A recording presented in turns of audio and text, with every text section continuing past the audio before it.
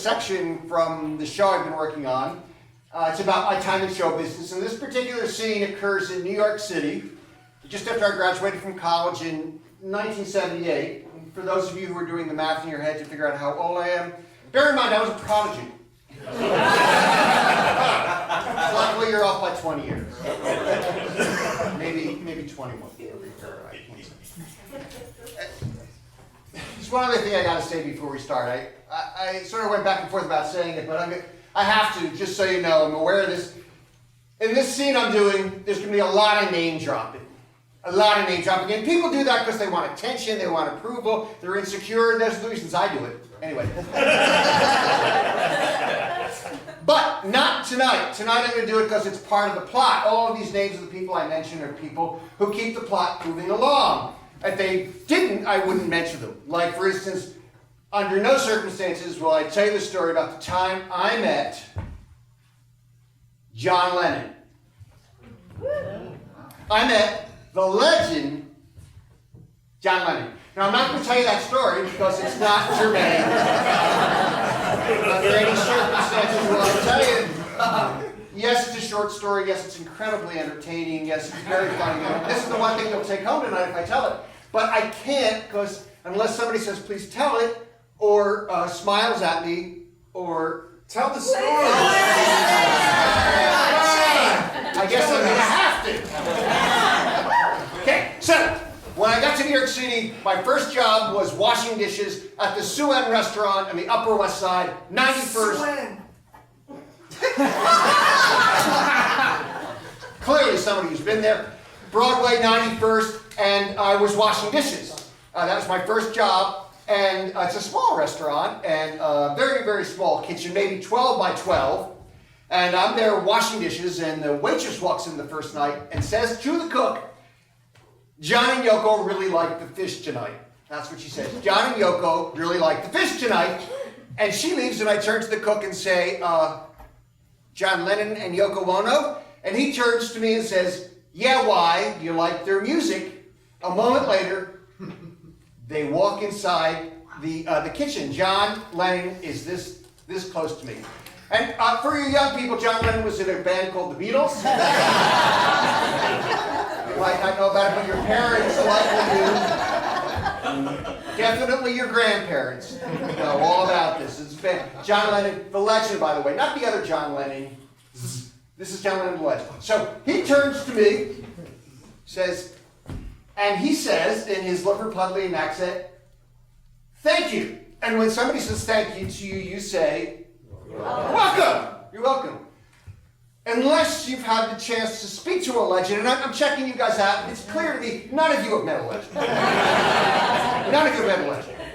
So I just want to go over this with you. If you meet a legend, it's likely they'll do something nice, and they'll say thank you, and you're supposed to say you're welcome. I just want to rehearse with you in case this happens. So pretend I'm your biggest legend, I say thank you, and you say, you're welcome. No, not like that. You say, you're welcome. That's how you say it. No, nobody ever did that with me. No one. So here I am speaking to John Lennon. He's this close to me. He's this close. And I'm speaking to him. This is in New York City, right where he lives. And here's, actually, he's this close. John. I want to say, John, give me some space. But that phrase wasn't invented until relatively recently. So he's this thing, and I turn to him. I turn to him after he says thank you, and so I can say, you're welcome. Yeah, but that's not what I say, because I didn't have anybody practice with me.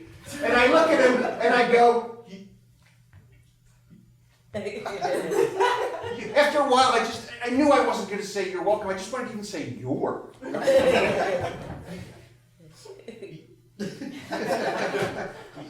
Now, clearly, he's been through this before. And gives me a big smile, and he leaves the kitchen. That's the story about it. And now it has nothing to do with the show. But it is, would you admit, a good story? Yes, it is. It's a good story.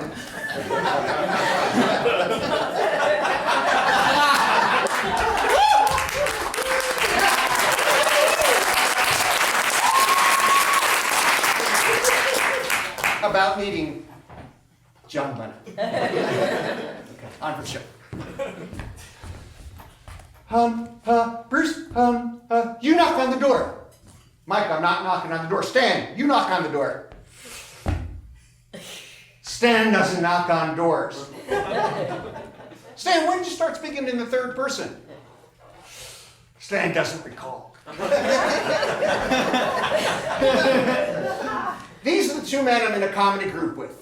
We're called the Comedy Clinic here. New York City, we're at our first big-time show business party, the very first one. We've been at the Comic Strip performing 5-6 times a week for the last 3 months, and we've done incredibly well, and we've been invited to this big show business party. It's the house of Jack Rollins, the biggest comedy manager all of New York City. His daughter works with us. His daughter is a waitress, and she invited us here. We're very excited, and we're not actually at the party. We're sort of at the door to get into the party. Once one of us knocks on the door, we'll be inside the party, hopefully meeting these big-time show business people who we really need to meet, because not only do we perform together, but see, there's a big difference between his daughter, Jack's daughter, her name is Heidi, and us. She's a waitress at the and waitresses and comics are very different. For one thing, waitresses, they get paid. Comics, okay, not if you work there. So we all need to have a day job, and we have a day job. The three of us have a day job together. We sell TV Guide over the telephone, which is a job that, as you can imagine, we hate. Call up 150 people a day, 5 hours, 150 people a day, 10 say yes, and the rest of the people curse at us or tell us we're invading their privacy, which we are. And this is a job with a lot of stress, okay? So the three of us work together, but we have to work together because we also live together. Yes, this is all true, guys. We live together. The good news is it's on Central Park West. We stumbled into this great apartment, 15th floor, overlooking the park. Ooh. Yeah, and when it snows at night, which it recently did, the street lights make it look like one of those movies, you know, where everything works out great at the end. You just look out and you can see it. You can see it. It's beautiful. The downside is it's a fortune. You know, it costs us, and I wish I had checked other places before I said yes, $450 a month. And along with our other two roommates, we have to split it 5 ways, which is not easy to do. We don't always have that kind of money. We do have work from other jobs, and it was much easier, by the way, getting the other work outside of New York City when we had a phone, which they claim we stopped paying the phone bill. None of this is fictional, guys. None of this is fictional.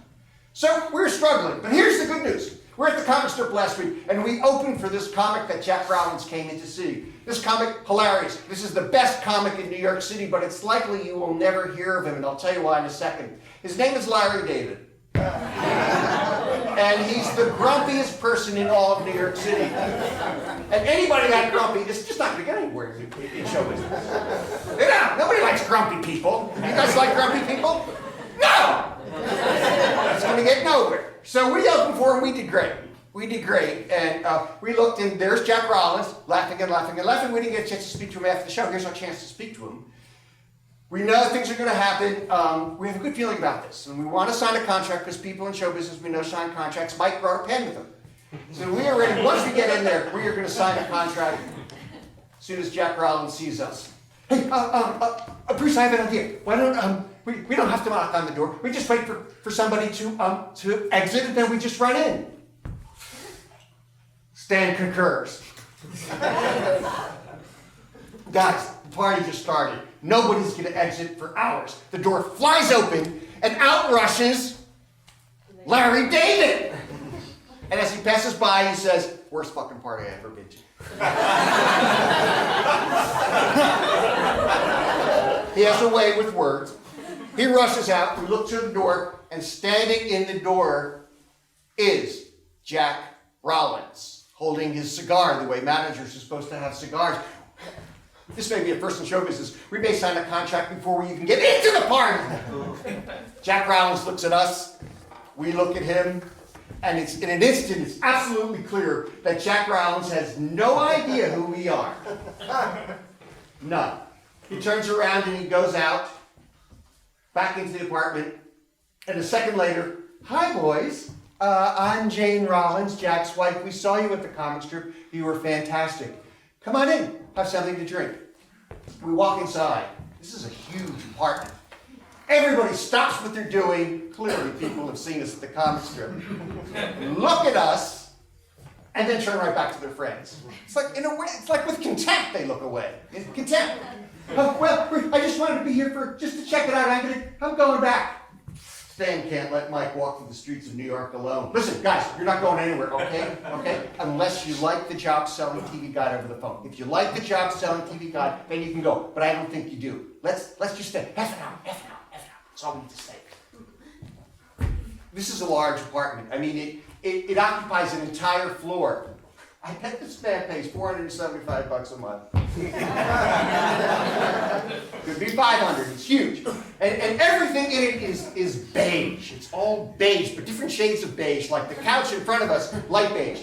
The stool in front of the couch, lighter beige. And all the fish in the 50-gallon fish tank, the lightest beige there was. There's an ottoman. Here's the dark beiges. The ottoman is dark beige. The frame for the original Picasso, even darker beige. And you know the little man in the fish tank with the bubbles coming out of his head? Yeah, that one, that's the darkest beige there is. Everything in this entire place is beige, different shades of beige, except for this one red pillow, which is next to,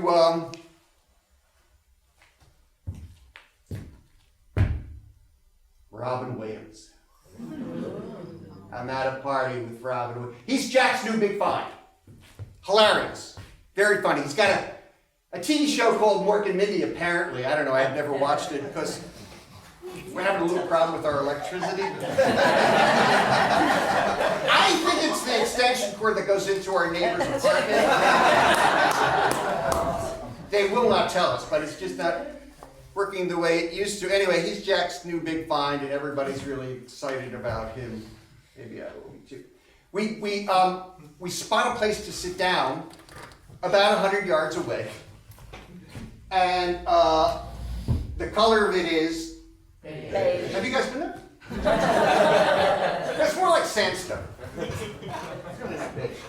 And we sit down and I wave. There's I help direct a children's theater. And one of the kids in the theater wanted to learn how to play the drums. I play the drums. And he saw me playing for this performance and asked me if I could do it. His parents are sort of stars. Their names are Jerry Stiller and Admira. They have a comedy team. They're very good. And their son's name is Ben. He's in the children's theater group. He's not much of an actor. Unbelievably good as a drummer. That man has a future as a drummer. Anyway, they waved to us. We waved to them. First, those guys like you. Just ask them for some help. We need some help. We need to get some work. Yeah, I don't know how to speak to celebrities. You know, it's a hard thing to do. It's not easy to do. Stan thinks you might be good at it. Would you stop speaking in the third person, okay? Just stop it now. Next thing I know, Jerry Stiller runs over to me with my friends and goes, "Hey, Bruce, I just said to Ben, look, Robin Williams is here." Ben said, "Robin Williams, my drum teacher, Bruce Pachtman, is here." My friends look at me with a newfound respect. Jerry says, "Hey, listen, take care of that man, okay? He's almost part of my family." Bruce, I'll stop thinking in the third person if you go and talk to that man. He likes you. Yeah, guys, I'm not exactly convinced that that's the case. You know what I mean? It's hard to do. Next thing you know, he runs back over. "Hey, Bruce, this must be your comedy group. I just spoke to Jane Rollins. She says you guys are fantastic. Would you call me up tomorrow?"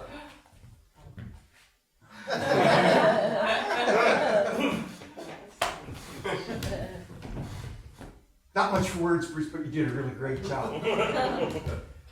Everybody in this place, the same thing happens over and over again. Things are going much better for us. Every time somebody opens the door to come in, the entire room stops what they're doing, looks over at the door, sees the person, and looks away with that feeling of contempt. It's very mean-spirited, it is. We're doing it now, too. So much more fun than I thought. I recommend you guys try it. I really do. I really do.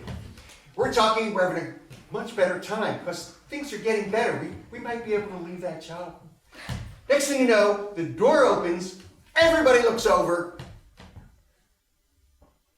completely quiet, nobody says a word, nobody looks back. It's Woody Allen. That's before we knew stuff, okay? Woody Allen, which to us is slightly bigger than God. There's a movie called Annie Hall he made. Just nobody says a single word. He looks at us, it's like he's a mongoose stepping into a den of snakes, or a snake stepping into mongooses. I don't know who kills who, but anyway, he looks at us, he's terrified. He looks at everybody, room full of people, nobody says a word. Looks at us, walks down the hallway in front of everybody, then makes a left-hand turn, disappears. And all you can hear is people going, Woody Allen, Woody Allen, Woody Allen, Woody Allen. And so you hear a little kid say, Woody Allen, my drum teacher, Bruce Pachtman.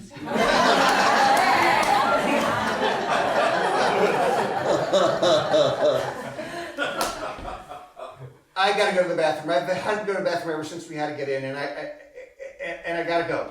I gotta go to the bathroom. I don't know where it is, but I gotta go. So I get up and I actually walk down the hallway and I see our friend, the waitress. She points, she says, I asked where the bathroom is, she points to a door. I open the door and there is a bathroom there, but between me and the bathroom is a bedroom, and standing in the bedroom, this close to me, is Woody Allen. I know exactly what to say to him. He says, do you know if there's a back door here? He said, do you know if there's a back door? And I turn to him and I know exactly what to say.